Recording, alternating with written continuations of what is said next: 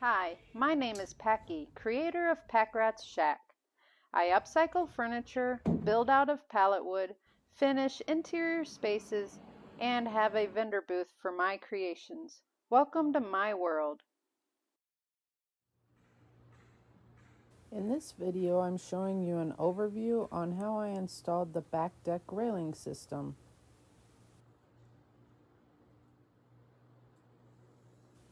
Any of you who follow me on social media and seen my reels might be wondering why this isn't a drywall finishing chronicle. Well, that's because mud needs time to dry, and I can be doing something else during that time.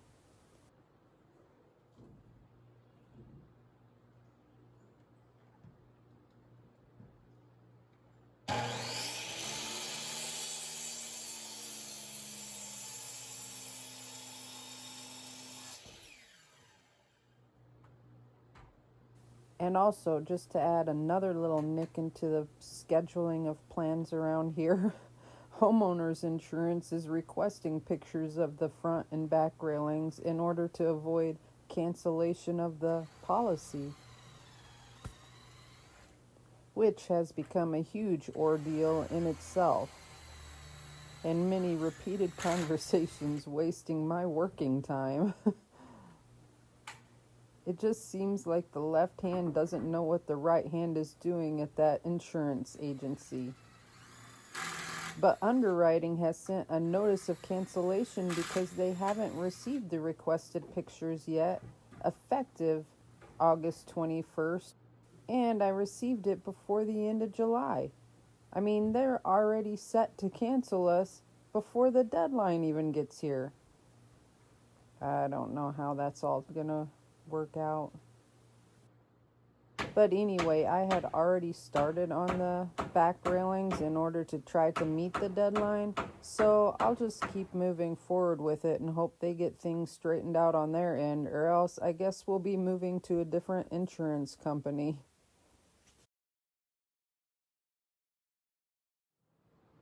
So I start out by installing this top rail. I used pressure treated 2x4s for this outdoor application, and I cut them to length.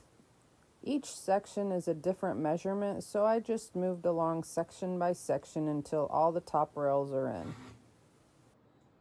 In order to keep the height consistent, I cut a 2x4 template to use at each end. This way I don't have to measure as I go. I clamp the template piece into place and then I pocket screw the top rail in from the underside.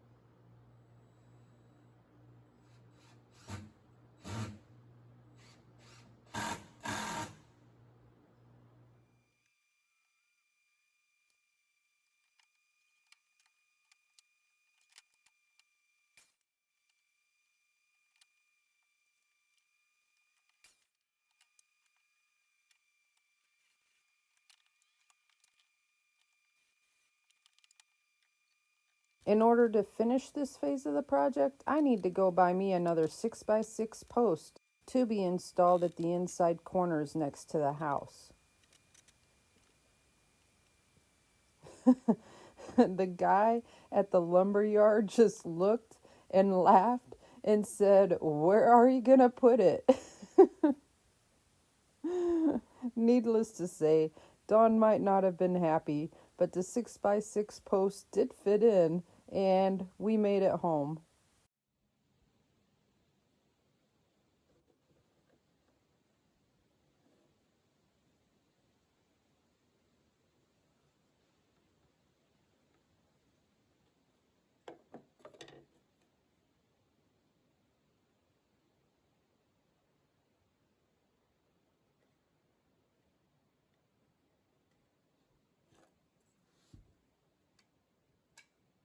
I had to cut out a small little square of the decking.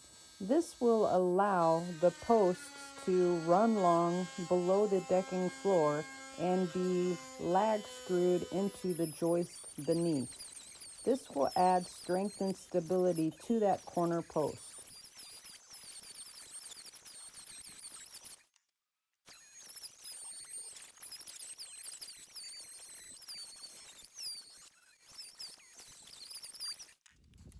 It took a little bit of figuring, but I created a plan on how I wanted to cut them and the height I wanted them to be.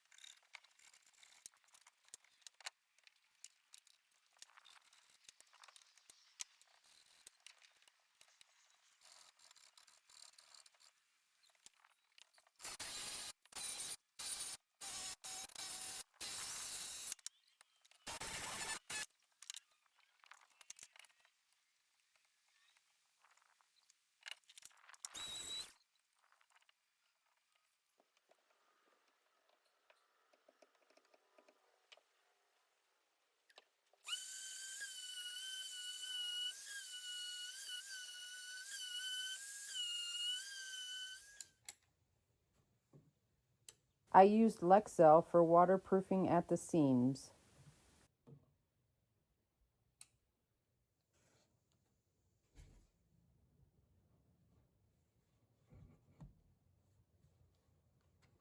After I got the post into place, I installed the top rail so it would hold it level and into the position before going in underneath and securing them into place.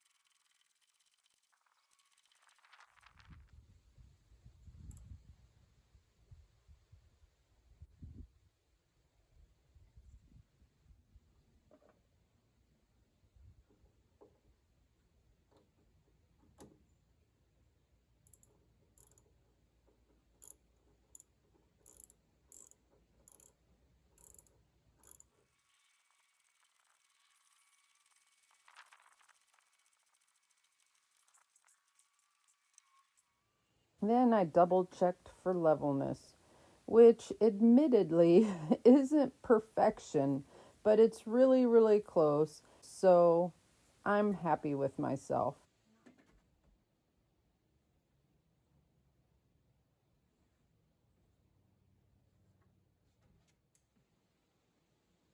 I finished sealing up that bottom seam with some more Lexel.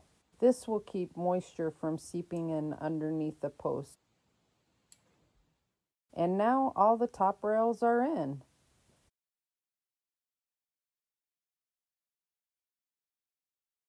And a few days later, I finally received my delayed delivery cable system from Muzata, only to find that both of the reels of cables are missing. So I received all of the hardware bits and the tools it takes to install this system, but the cables themselves are gone. And this turned into another inconvenient cluster because at the same time, my internet happened to fry, and I had to keep going down off of the mountain into town in order to correspond with both companies to get internet up and running and to speak with customer service with Muzata in order to replace and resend the coils that I bought. Muzata's customer service was really great. Their hours are a little bit different, but they respond accordingly every time. The only problem was that I had no internet, so on a daily basis I would have to leave to correspond with them. But after I got all of the required information sent in and they confirmed they would be replacing and sending out the coils, I set into prepping all of the pieces for that cable system. I started with the template piece that I used to standardize my height throughout the top rails. I measured out and organized the placement I wanted each cable to run through, and then halfway drilled through from the front side and then the back side to lessen the amount of blowout. I used a 3/16-inch drill bit because that's the size of hole that we'll need for the left hand and right hand cable lag screws. I placed these every 3.5 inches, which is a smaller space than code requires, which then left that space between the very bottom run of cable and the decking to be only 3 inches.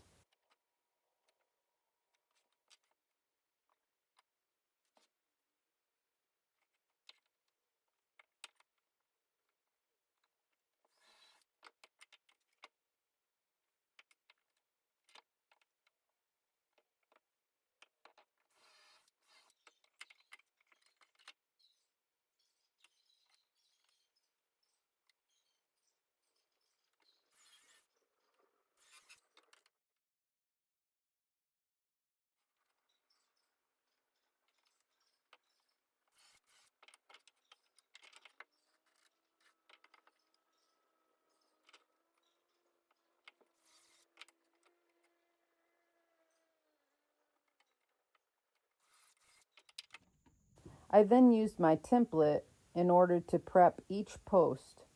This way, all of my cable locations are going to be exactly the same all the way around the rail system.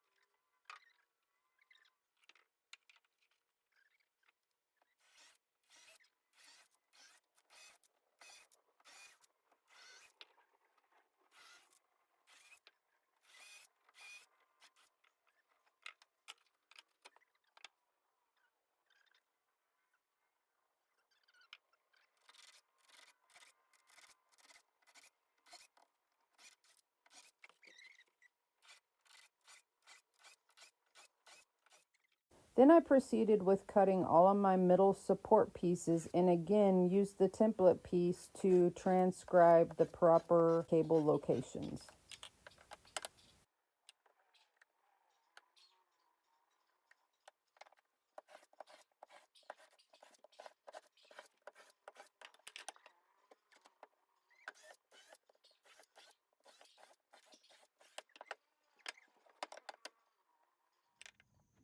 Then I measured the center point of each section in order to install them.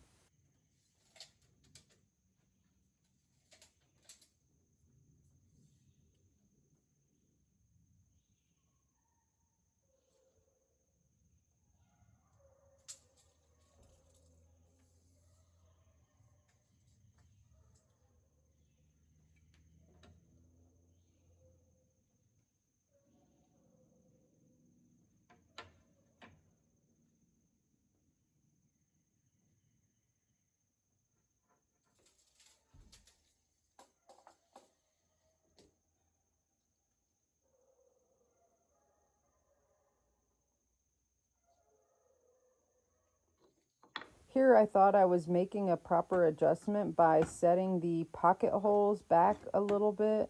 This way it got them to closer to the end of the board.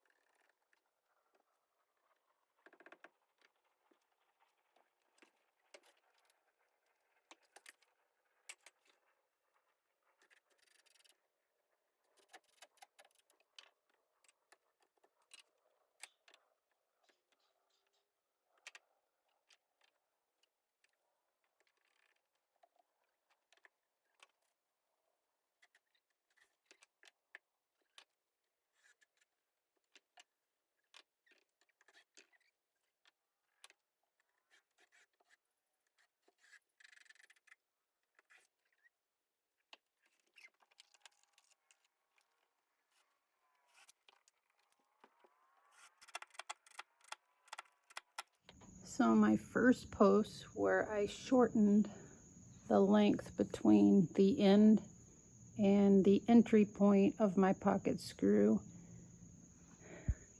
ended up showing that my exterior screws were too long and came out.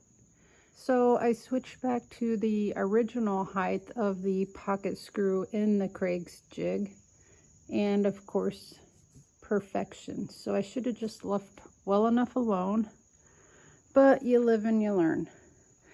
Then I went all the way through all of them, got them all set, and the very last one after I was done, and then I looked and a screw poked out, and I was like, oh my gosh, when I was drilling the screw in, I must have pulled it too far. I mean, this wood is very soft, but I was putting my Craig tools back away and I couldn't fit that in, which is unusual. So I started looking at it. I had discovered that I'm having a problem moving my cuff link up and down, and I did get it to the 1.5 inch mark and tighten it down, but apparently by the time I got to my last couple of holes, this had shifted enough, which is probably why that pulled through, was it just had that 1/4 inch difference to it.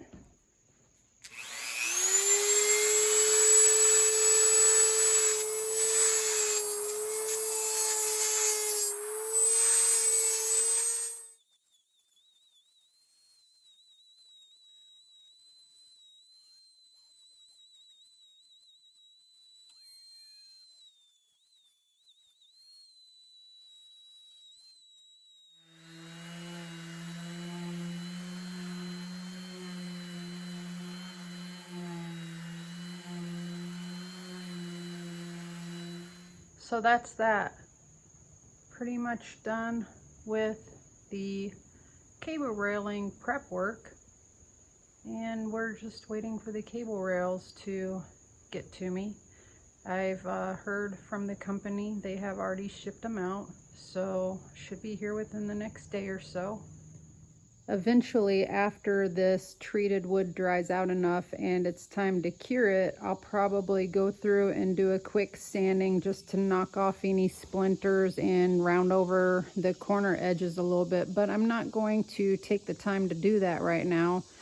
Also, on these corner bits, I could have done more of a decorative cut and then capped it with the decorative pieces, but I really like the raw rustic look. Of course, any of you who followed me for any length of time knows that I love to build birdhouses out of pallet wood, and I just envisioned a birdhouse looking really awesome on the top of these corner posts, but also maybe mounted some higher up at the corners of the tall posts, at least on each end.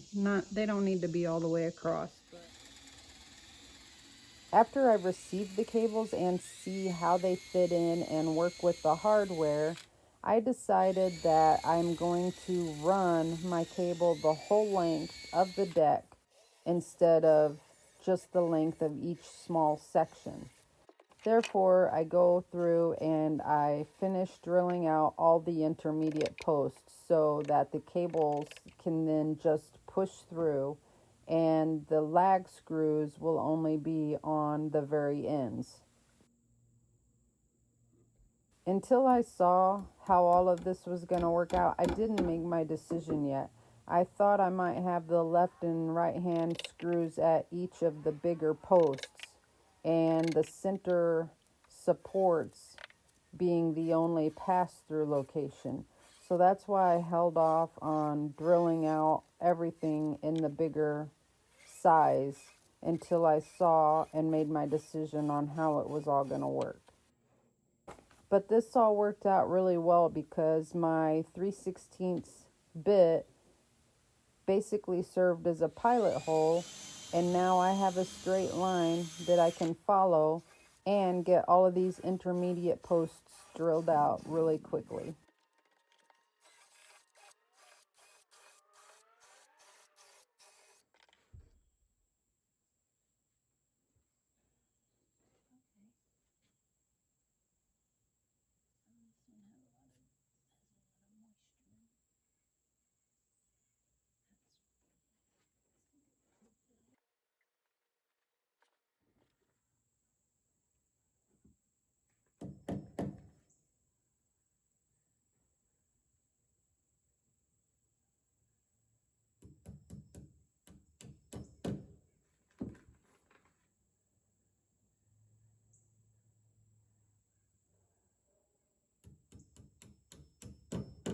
So I just have to do that to these last two 6x6 intermediate posts.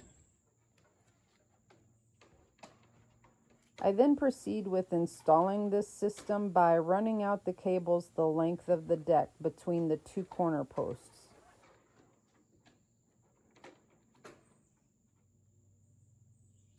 I tape the one end down, butted up to the corner post, and then the other end I marked at the edge of the corner post. This mark is then measured back from 1.5 inches in order to make the cut.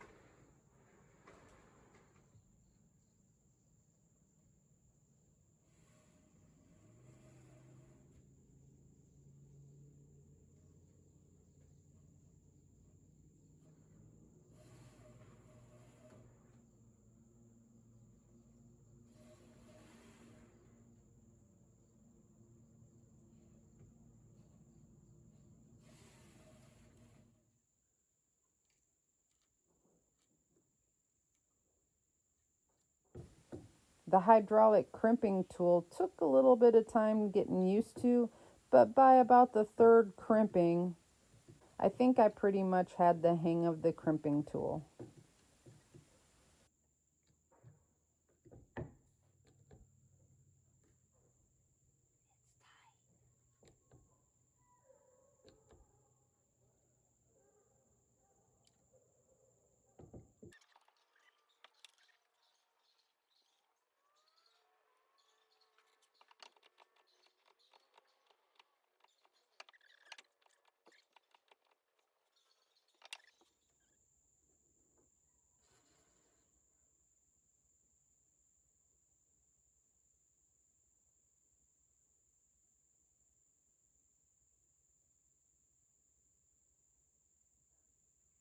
You just have to make sure you keep your left ends and your right ends separate.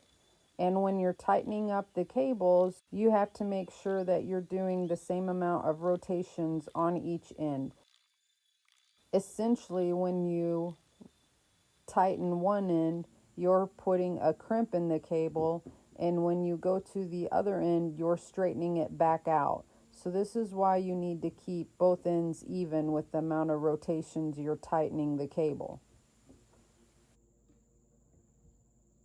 So I just kept doing that over and over and over again all the rest of the day until I was done. I worked all the way until nightfall, so I couldn't take pictures until the next day, but I did get it all done in one afternoon to evening. I really did like the Muzata Cable System. It was easy to use and the customer service was awesome. The only thing that I would have to say about it is if the crimping tool itself had more of a flat base on it so that when you're pushing down with the handle, it doesn't want to rotate and roll. But as far as the actual Muzata cable goes, I really did like it. It was easy to use, it was easy to install, and it looks great.